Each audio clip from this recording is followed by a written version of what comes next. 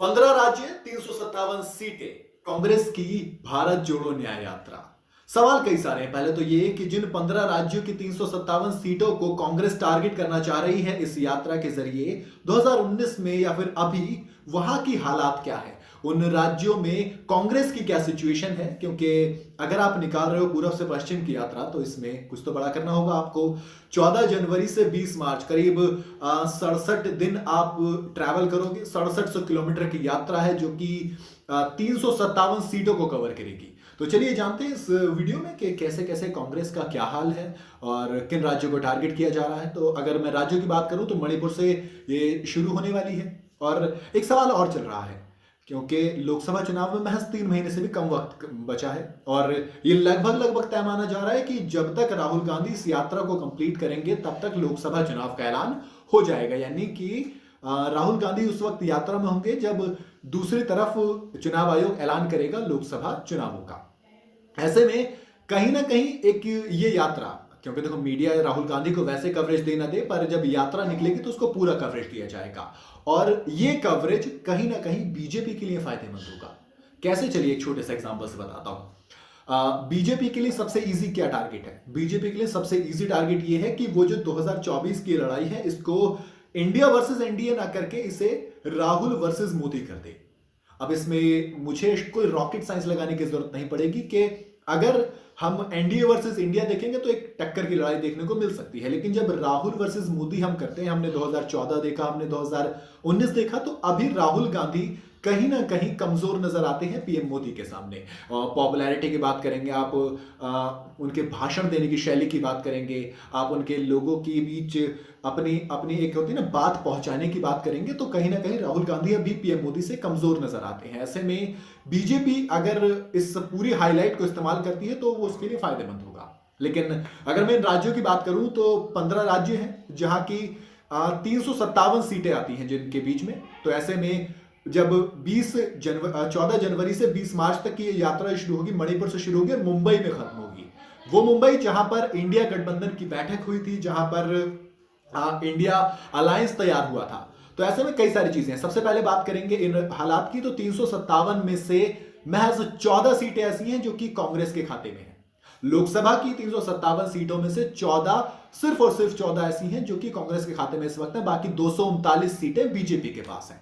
ऐसे में राज्य थोड़े से ज्यादा दिलचस्प हो जाते हैं, थोड़े से ज्यादा जरूरी हो जाते हैं। अगर मैं इन 14 राज्यों की बात करूं तो 15 राज्यों की बात करूं कि कहां कहां पर है, तो इसकी ये जो यात्रा शुरू होगी मणिपुर से, फिर नागालैंड, असम, अरुणाचल प्रदेश, मेघालय, पश्चिम बंगाल, बिहार, झारखंड, उड़ीसा, छत्तीसगढ़, उत्तर प्रदेश, मध्य प्रदेश, गुजरात और महाराष्ट्र।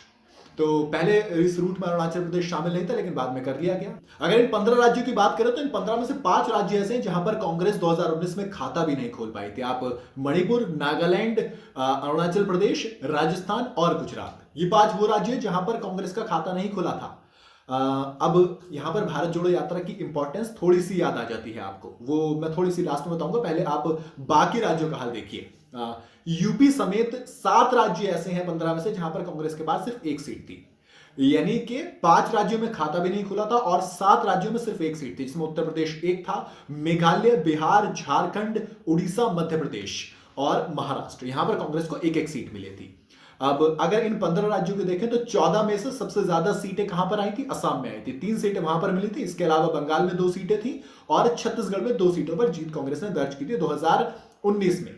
बीजेपी के लिए बात करूं तो बीजेपी ने क्लीन स्वीप मारा था 3 राज्यों में, जिसमें कि 3 राज्य वो ऐसे थे जहां पर जैसे गुजरात हो गया, मध्य प्रदेश हो गया और राजस्थान हो गया, यहां पर बीजेपी ने क्लीन स्वीप किया था। लेकिन इसके अलावा 2 राज्य इसमें ऐसे भी जहां पर बीजेपी का खाता तक नहीं खुला था। ऐसे में कांग्रेस के लिए थोड़ी सी खुशखबरी भी इससे आ सकती है, जैसे कि नागालैंड और मेघालय, ये वो 2 राज्य थे जहां पर बीजेपी का खाता नहीं खुला था। अब जो मैंने 239 बताया, इसमें दिलचस्प बात यह है कि इन 239 में मैंने कोई भी एनडीए का जो गठबंधन दल है वो इस्तेमाल नहीं किए हैं। 14 सीटें कांग्रेस के खाते में थी, या कांग्रेस वर्सेस बीजेपी की बात मैं कर रहा था। तो ऐसे में कहीं ना कहीं बीजेपी के पास अपर हैंड रहा है 2019 में। और अब आता हूं कि ये इंपॉर्टेंट क्यों हो जाती है यात्रा। ये यात्रा इंपॉर्टेंट इसलिए हो जाती है क्योंकि भारत जोड़ो यात्रा, जो कि पिछली बार साउथ से शुरू होकर नॉर्थ तक गई थी, उसमें कांग्रेस को बहुत ज्यादा क्रेडिट दिया था। कांग्रेस ने कहा था कि भाई हमें जो भी इस यात्रा की वजह से मिला है वो बहुत ही पॉजिटिव है, हमें इस यात्रा से कोई भी नेगेटिव इंपैक्ट देखने को नहीं मिला है। आप इसमें राहुल गांधी की इमेज को देख लीजिए। राहुल गांधी की इमेज एक कर्मठ जुझारू एवं ईमानदार नेता वाली बनी, एक बहुत ही मेहनती नेता वाली इमेज बना के थी इस यात्रा ने।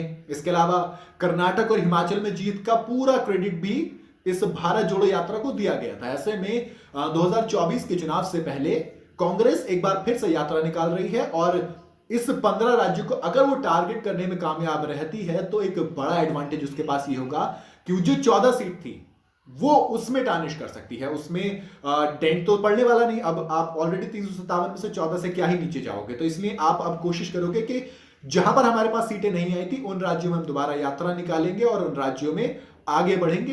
तो ऐसे में कहीं ना कहीं कांग्रेस की ये नीति है। वहीं बीजेपी दूसरी तरफ सिंपल है, वो यही टारगेट करना चाहेगी, भाई कवरेज मिलेगी राहुल गांधी को, हम कह देंगे कि भाई देखो राहुल गांधी यात्रा निकाल रहे हैं तो राहुल गांधी पीएम कैंडिडेट हैं।